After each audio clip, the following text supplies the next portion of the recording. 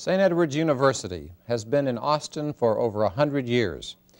St. Edward's University, a place with a rich heritage and a promising future. Join us today on Austin Faith Dialogue to learn more about St. Edward's. Austin Faith Dialogue, at the crossroads of religion and life. A series highlighting the cultural and social interactions between the worshiping and religious communities in and around the capital city. Austin Faith Dialogue is brought to you by the Austin Metropolitan Ministries in cooperation with KXAN. Join us now in Austin Faith Dialogue.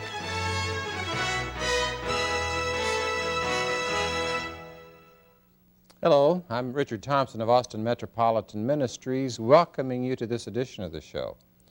And we're pleased today to have as our focal point St. Edward's University and our brother, William Dunn, who had been on the faculty there for 44 years and has given us his time today to give us a little of the history of St. Edward's University. Brother Dunn, we're delighted to have you. Thank you, sir. And would like to have you, if you would please, tell us a little bit about how St. Edward's started and something of its origin. All right. It was founded by the Congregation of Holy Cross, to which I belong. And that congregation was French, founded in 1835. Fathers and Brothers of Holy Cross from a town near Le Mans, France, called Holy Cross, Saint Croix. And so we're the religious of Holy Cross. Our founder was Father Moreau. In 1841, he sent one of the French-speaking bishops, French-born bishops here, invited him to send religious to, religious is used as substantive in this Right. context, to Terre Haute. So we're there, or for Vincennes, to Vincennes, Indiana. They were there for a couple of years, and then in 1840, I think it was 1842, they moved on to South Bend and founded Notre Dame there. And Father Soren was the leader of a little band of six brothers and himself of Holy Cross, and they started the University of Notre Dame there. And 30 years later, he was Superior General, and a French-speaking bishop, an expatriate, Bishop Dubuis of Galveston, invited him to send religious to staff St. Mary's College in Galveston. So in 1870, we went down there, and 2 years later, there was this opening in Austin. Mrs. Mary Doyle, well, you'll have a picture of her. I'll have a picture, right. Okay.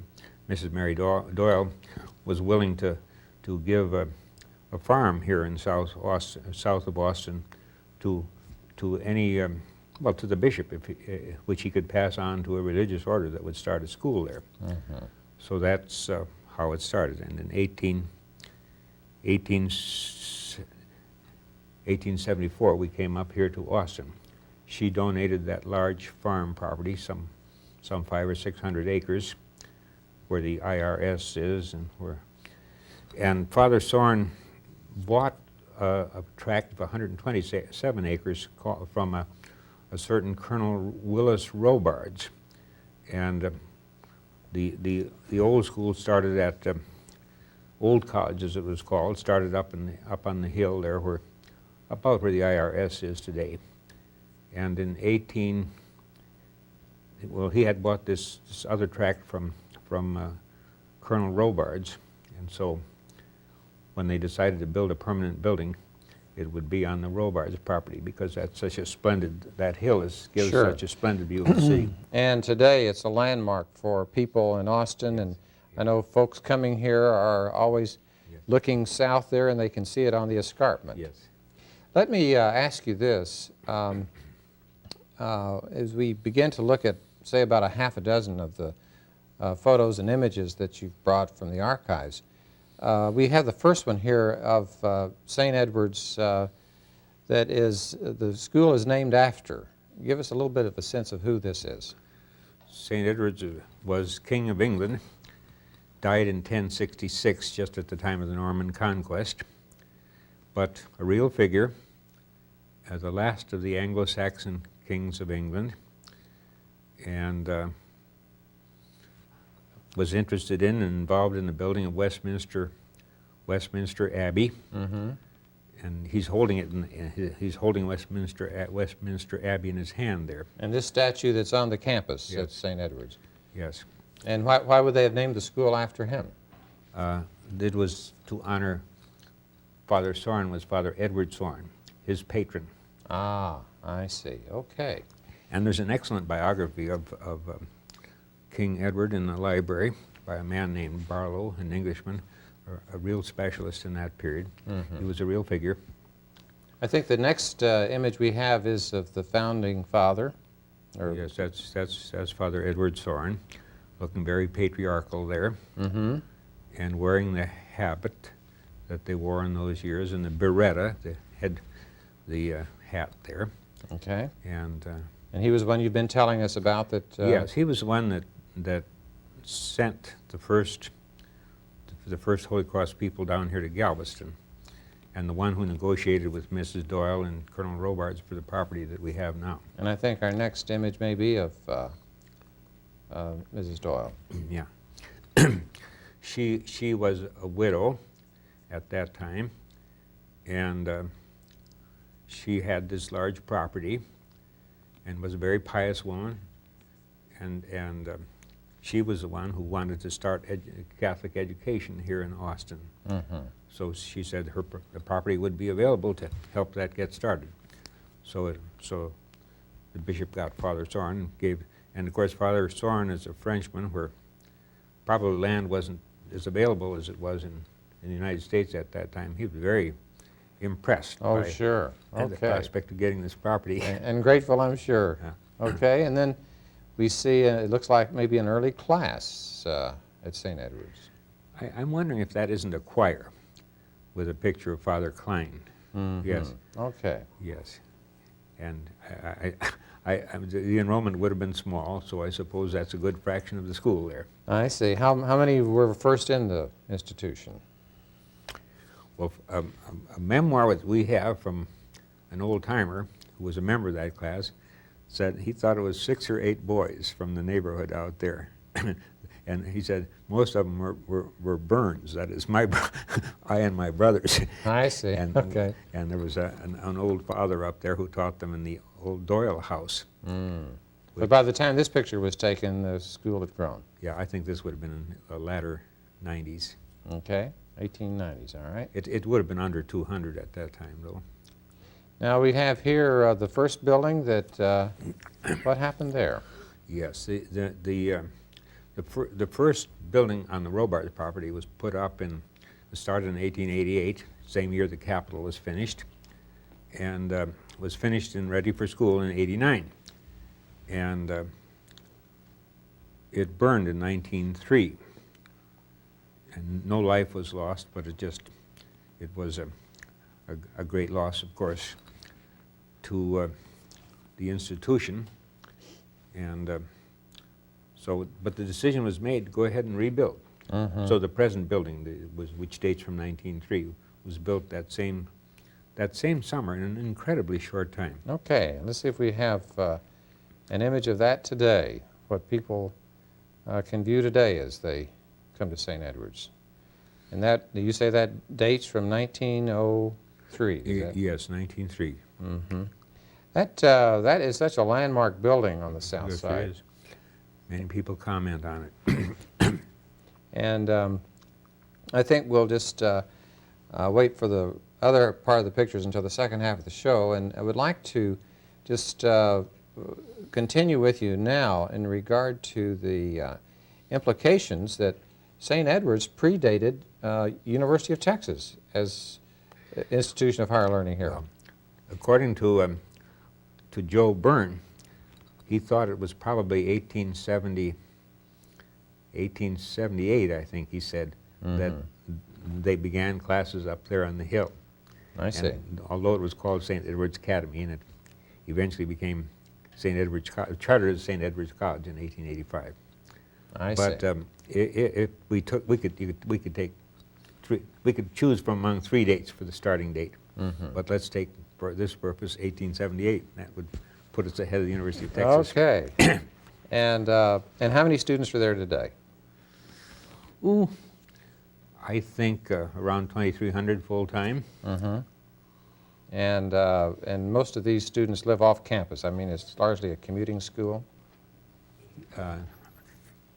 Yes, most of them live off campus, but quite a few live on campus. And there's been a growth in the number of students who are coming from outside of Austin. I mean, from other parts of the state and the country and even the world? Actually, well, yes, but we get relatively more Texans and Austinites than we did years ago. Oh, is that right? We got lots of out-of-state youngsters years ago from our own high schools out of state, and we had a pretty good, for a small school, we had a pretty good international enrollment. And now, of course, numbers are much higher all around. Now, I'm just wondering if what you said of students coming from out of state having to do with the fact that it was a university or college of Holy Cross, that it was had a transition from parochial schools. They came from our high schools for many of them. Yes, okay. From Ohio, Indiana, Illinois. But now the Catholic factor in terms of student body is less than it was then. Yes, there would be relatively more non-Catholics among the students now. But I don't have those figures or percentages. Well, I think the progression of the school from early years, you said it started out as an academy and then gradually evolved into a university. And from what was primarily a Catholic student body to one that's more diverse. Yes, it is. And in terms of the program, in terms of what St. Edward's is about educationally, has there been a change in that regard? Oh, yes. How would you describe that? Many more majors than we used to have. History, for example, used to be the big major in what we called the behavioral or social sciences department. And now psychology, sociology, criminal justice, and things like that are much larger. That's the area that I'm in and the one I know most about. Yes. And I think that I've understood that, especially in recent years, there's been more business orientation and preparation for... And MBAs, the MBA program. Right. And with Pat Hayes coming in as president within the last decade, that has brought a good bit of change and development. Yes, she's been an innovator. Okay. Well, I think in the second half of the show, we'll pick up more about the future of the school and the leadership that President Hayes has given to it. But we're going to pause now for just a few moments and invite you folks to stay with us as we take a break and then come back for our next reading on St. Edward's University.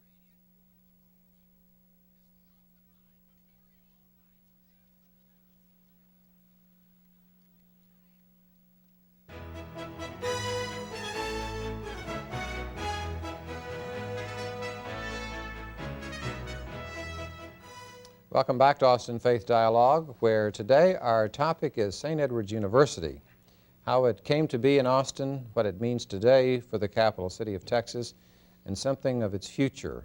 And we're pleased to have, very much so, Brother William Dunn, who's been on the faculty there for 44 years. And Brother Dunn, I think before we go further, I need to just show folks that we've got your book called St. Edward's University, Centennial History. And this was published in what year? 1986. 86. It should have been 85. It was aimed for 85, but it wasn't ready yet. Oh, I see. Well, I'm sure future generations won't pay any attention to that. But tell us, in terms of this history, you're doing here in more complete form what we were doing in the first half, in a very brief form. What is it that you learned from writing this book that you didn't know before? About the 19th century, about St. Edward's before 1900. Okay. And how many people had lived and worked here and were completely forgotten now. Really? There was no memory of the men of old. So I think that is sort of a high point.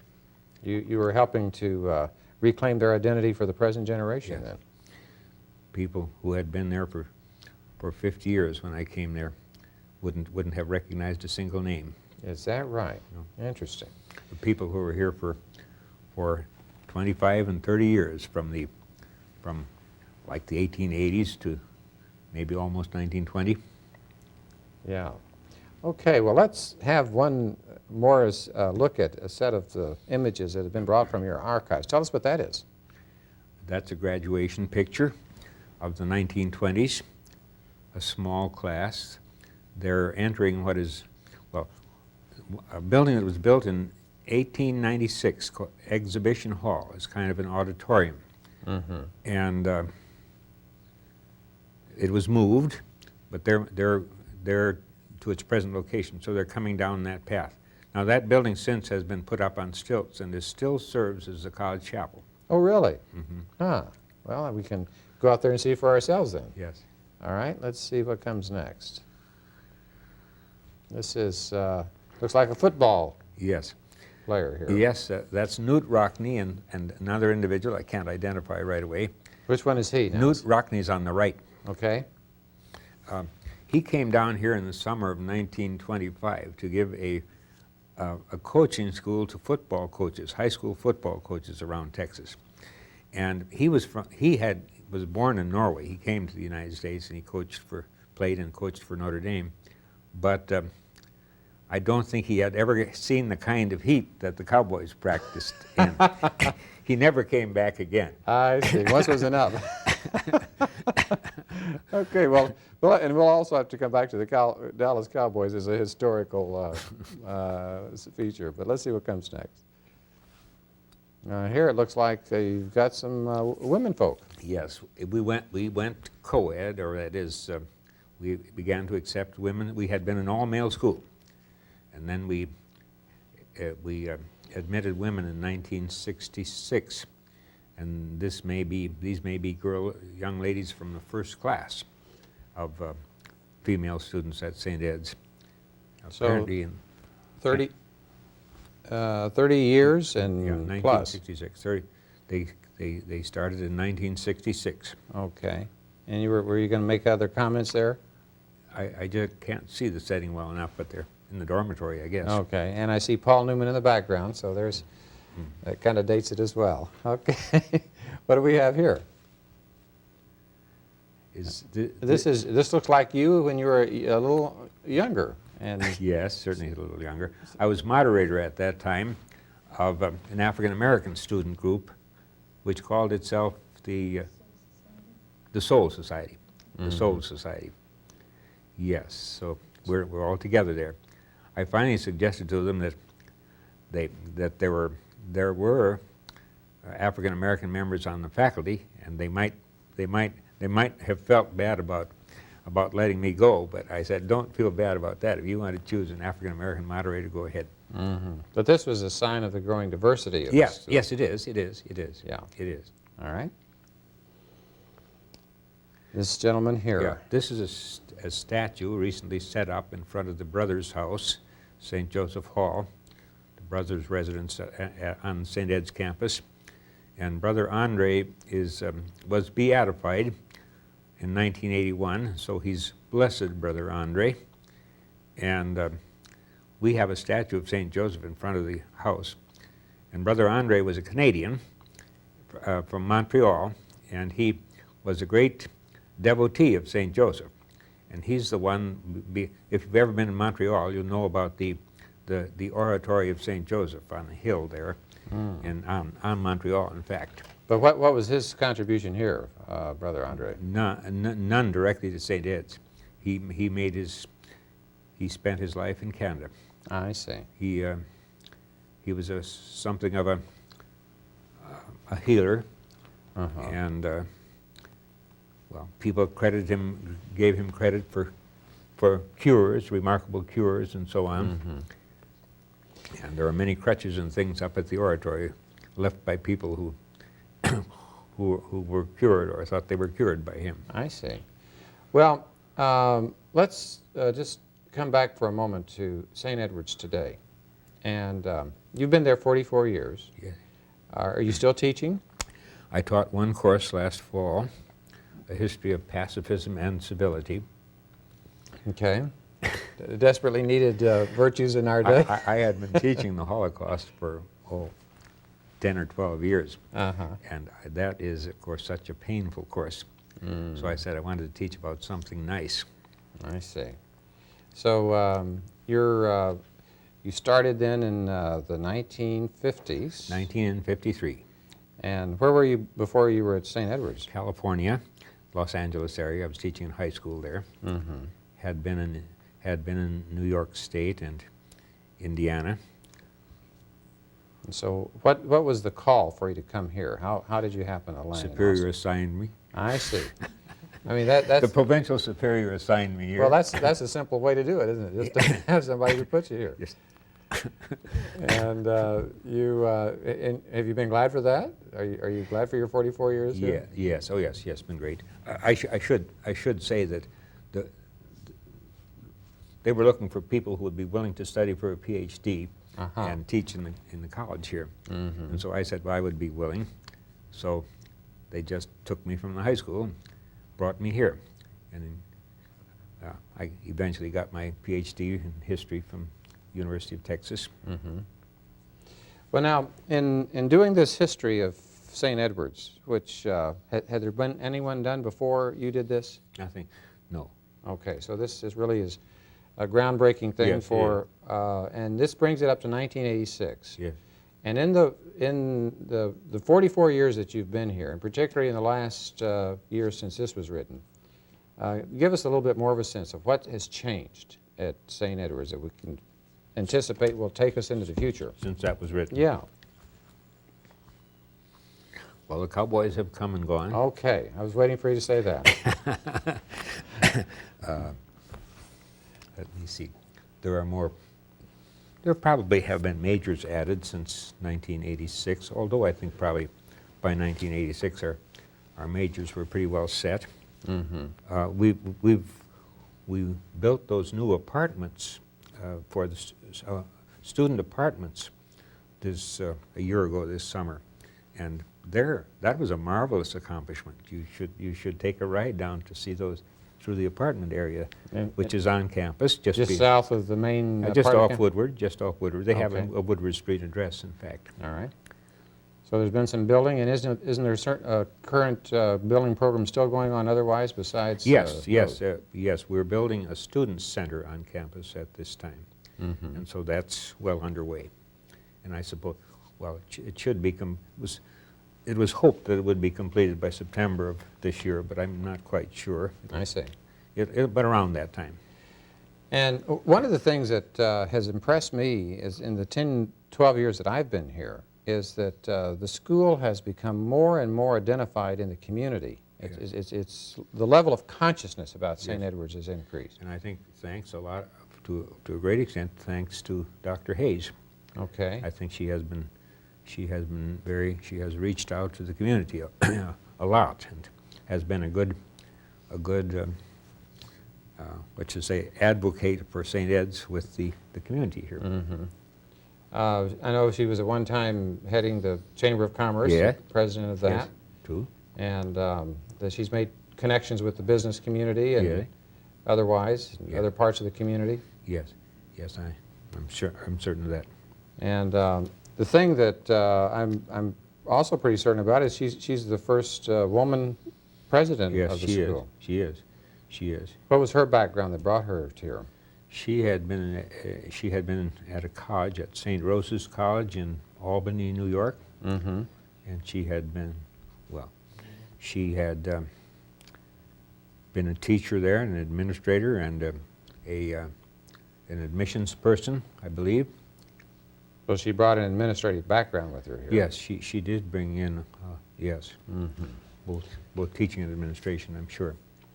But now, if we had a crystal ball to look into the 21st century now, where's the direction that St. Edward's is going? It gives it a distinctive place in Austin and in the field of higher education. What can you foresee? Perhaps not so much growth in enrollment, probably fairly stable. And I think we want to continue to be true to our mission statement, and I think we want to keep our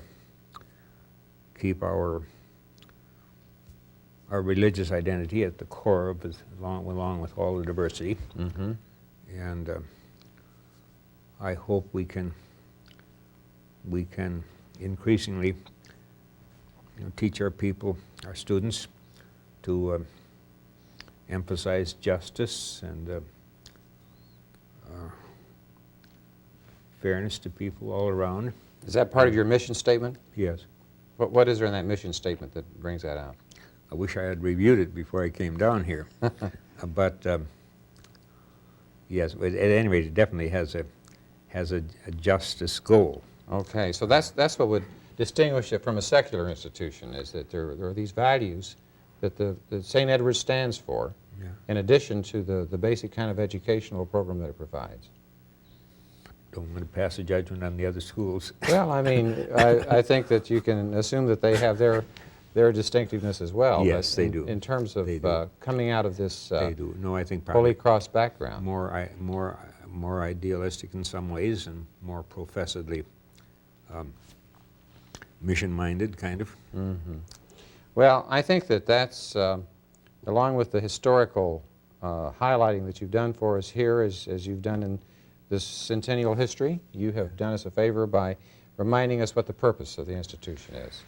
And Brother William Dunn, blessings on you as you continue your work and your life Thank in you, sir. St. Edward's University. Thank you, folks, for joining us. Be with us again next week on Austin Faith Dialogue. I'm Richard Thompson on behalf of Austin Metropolitan Ministries, bidding you peace.